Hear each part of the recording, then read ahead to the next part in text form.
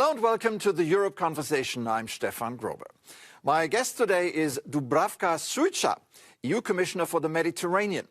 And as a former mayor of the Croatian coastal city of Dubrovnik, she knows what she's talking about. Commissioner, thank you so much for coming on the show today. Thank you for having me today. So let's kick it off with the new pact for the Mediterranean that the European Commission presented a few weeks ago. What is the pact all about and why should we take it seriously? The pact is genuine pact, which means it's not only yet another document, it is pact which we want to have with southern neighbors. We already had different documents, agendas, so on, but this time we want to have a real partnership and we want to have these people as partnerships of equal, which means that we change the approach this time. We asked these people and we consulted all 10 member states plus Gulf countries. And we didn't consult only governments, but also think tanks, academia, non-governmental organizations in order to have this pact. Because at one stage, people in the Mediterranean felt a little bit left behind because our highlight was on Ukraine, Georgia, Moldova, Western Balkans. Yeah, you were just alluding to it, that we're already 30 years ago with the beginning of the Barcelona process, then was the Union for the Mediterranean, the new agenda for the Mediterranean. None of these things yielded any sizable results. Why should we be looking forward to seeing something different now? We put people at the center. We consulted people. And we are talking about economies, how to invite European companies to invest in that part of the world in order to develop them. So we are changing paradigm. They are not only receivers of our donations, but we want to help them to develop their industries, to develop their countries, and to open new jobs. By opening new jobs, we are somehow tackling root causes of migration. So we are opening legal pathways for those who want to come to Europe, but at the same time we are opening new jobs for these young people. You know that I'm also in charge of demography, so it is very important to put demography in balance. You know that they are booming in that part of the world. We are shrinking here in Europe, so it is very important to balance this. So by having these people here in Europe, it's not to create brain drain there. It's to have brain circulation and it's to give opportunity for those who are skilled and who are educated to come here, but at the same time to stay in their countries and to develop their countries. It's in fact completely new philosophy around Mediterranean. You know that we need energy. You know that we want to change to renewable energies. You know that we want to decarbonize the region. So if we decarbonize the region from this side, France, Spain, Italy, Greece, Cyprus, but if we don't use the same standards in the southern part of the Mediterranean, then the sea and the Mediterranean region will be polluted again. So we want to, by doing all this, we have win-win-win-win situation, opening new jobs, developing these countries, decarbonizing the region, so everything is there. There are critics out there who have already said that this project is dead on arrival by pointing to the various countries that we're talking about here. So take Libya, for instance, where the Russians and the Turks are major players. Take Algeria, Lebanon, Tunisia, who haven't shown any interest in Europe. And then Morocco, with which Brussels is sort of at loggerheads over the Western Sahara. Don't we have too much on our plate here? Are these interests just too different? I can reply with counter question. Who, if we are not there? So who will be there? So we understand that there is China, there is Russia, there are countries who have interest in this part of the world, but Europe wants to be present. And we are saying that, you know, that we are always paying and we are the biggest payers to these countries. We don't want to be only payers, we also want to be players. And this is why we are changing now. Of course, it's not easy always, but we will do our best. You know that we have strategic partnership agreements with Egypt, with Tunisia. We signed one with Jordan. We are now just about to sign deeper strategic partnership with Morocco because they are our neighbors and we want to be present there. And this is what we have been doing. Of course, it's not always easy. So I won't say that the project is dead. On the contrary, we will, of course, not celebrate, but mark 30th anniversary of Barcelona Declaration on the 28th of this month, and this will be the moment to present this pact to 10 southern neighbors, but also to 27 European member states. So it's up to us. It's up to us. So Ursula von der Leyen has said that the Commission's goal is progressive integration. Now, that seems a bit distant today. Can you name a few very concrete things about of why people should be excited about this? So, of course, it's not about integration, but economic integration could come out from our cooperation with them. So it's also about skills and education. One of the most important flagship projects for me would be Mediterranean University. What is my goal? My goal is, and the goal of my colleagues, is to establish alliance or network of Mediterranean universities, starting from Beirut to Alexandria, Fes, Marseille, Barcelona, Naples, and Greece. So to have curricula on Mediterranean at the existing universities. So we don't want to build new premises, but we want to connect young people from the region. By connecting young people, by studying about their background, about culture, heritage, about religion, we can come closer. And this is our main goal, because Mediterranean, we want to have Mediterranean as the bridge, not as the conflict zone, which is at the moment. So we want to change the situation, and this is exactly why we are turning our attention to the Mediterranean. It's not only Mediterranean, it's also Gulf countries, although they are not geographically Mediterranean, but we badly need Gulf countries to have, we need them on board in order to have peace and security in the Mediterranean, of course. So this is something which we are trying to establish. Of course, it's also about migration. I don't want to shy away from migration, but we want to stop migration by doing this, by helping young people to develop and by helping young people to be part of this process. There are many projects. For example, in Egypt.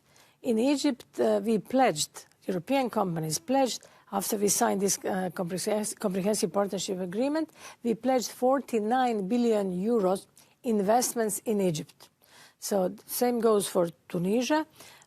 In Jordan, we are just about to start some projects. So this is something which is ongoing.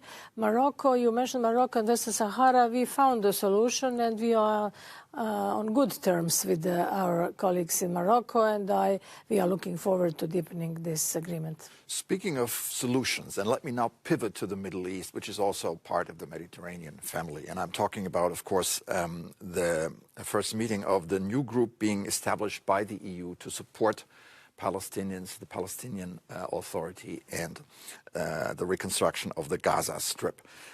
Tell us about this group. Who is in it, and what's happening next? First of all, you know that we are trying to strengthen the Palestinian Authority, and this is our main goal.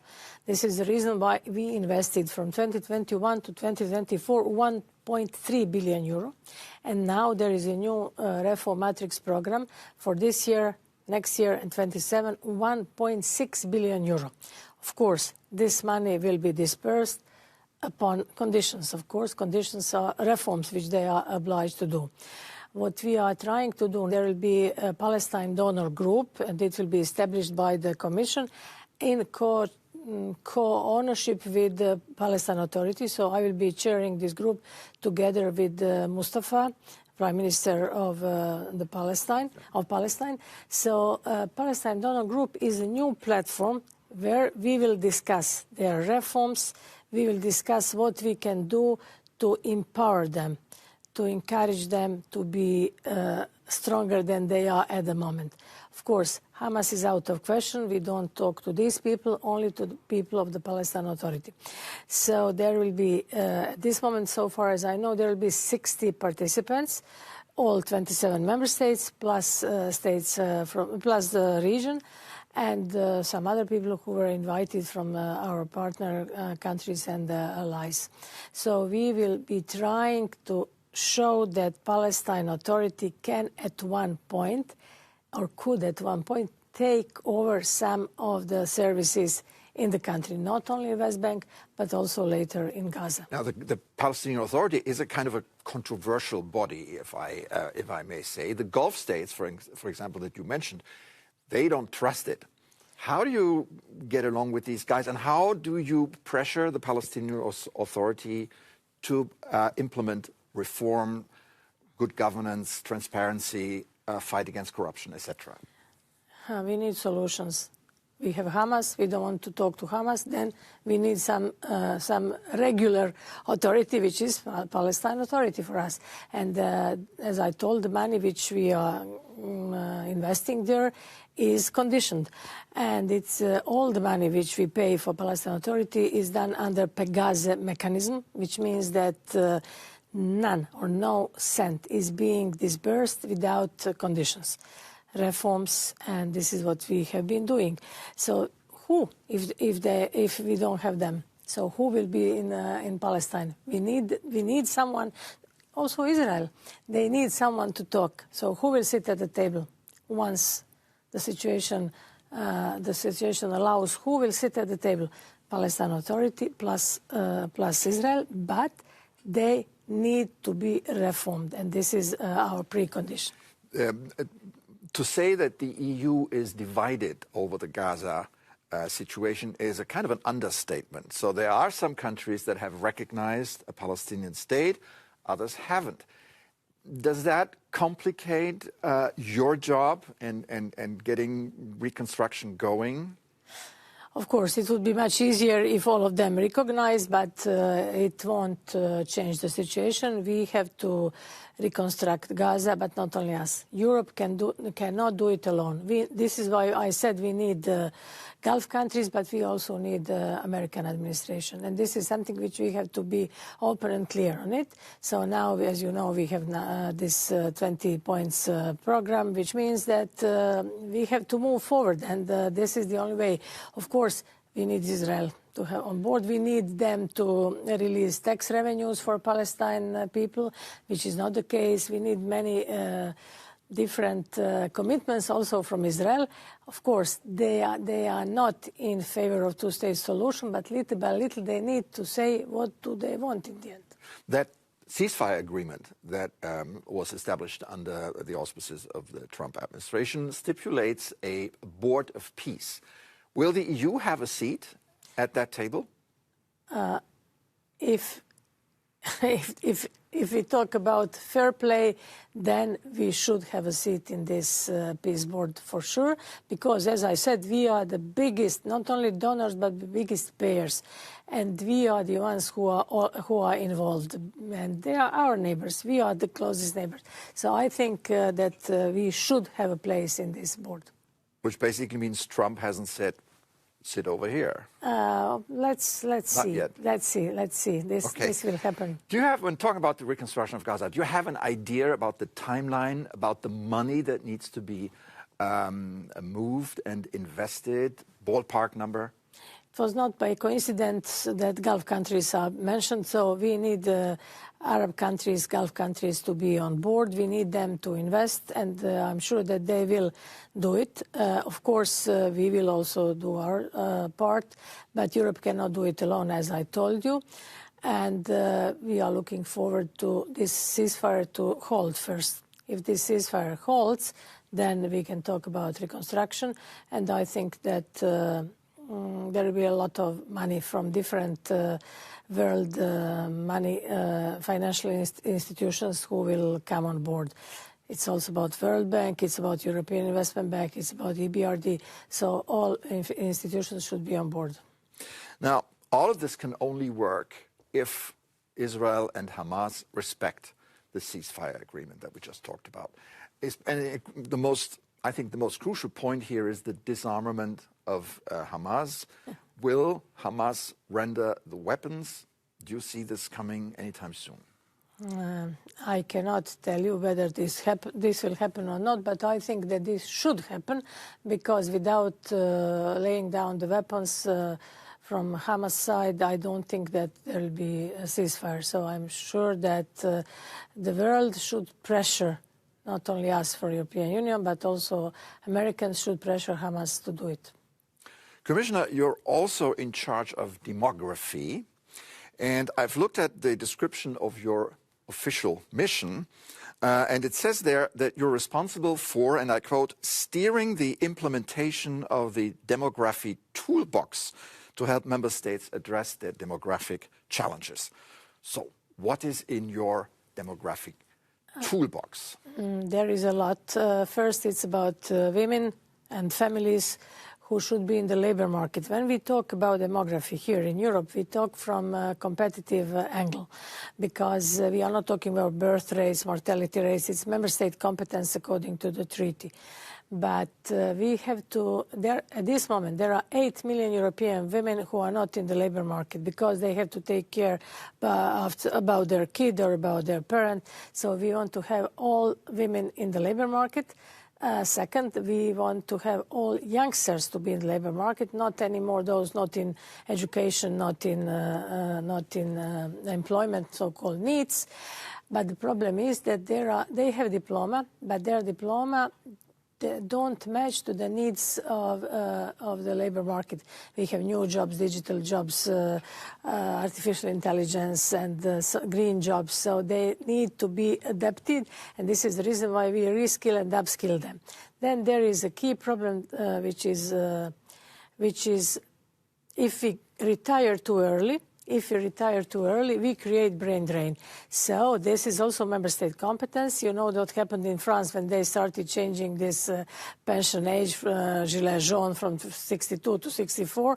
But since we live longer, we live 10 years longer in the last 50 years.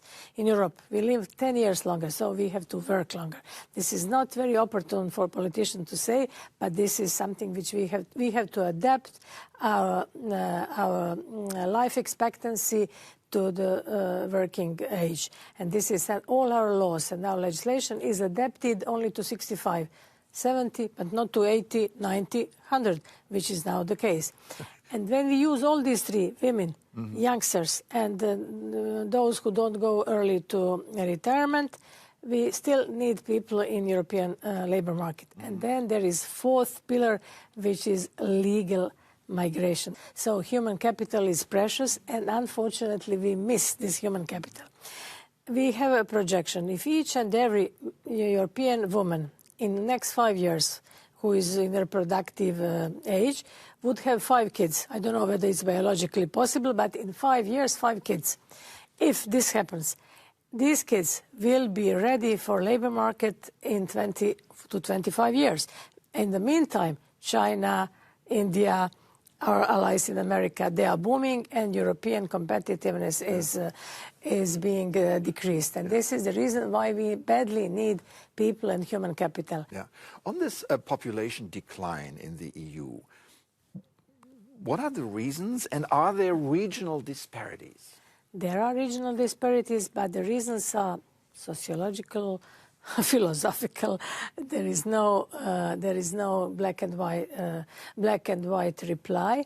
There are disparities, but there is no silver bullet to change this. Right. So there should be a set of measures in order to change this. But as I told you, it can't be changed in a year or two. It's long-term. This is long-term objective of the European Union. We have to work on it. Disparities, for example, if you look at Baltic states, in Finland, they have the lowest birth rate at the moment. Although they are very rich, Yeah. they have all standards. So it depends on women, depends on their. I cannot reply to this question as I said, in white and black manner. I totally understand that. All right, Dubravka Šuica, EU Commissioner for the Mediterranean. Thank you so much for a great Europe conversation. Thank you for having me.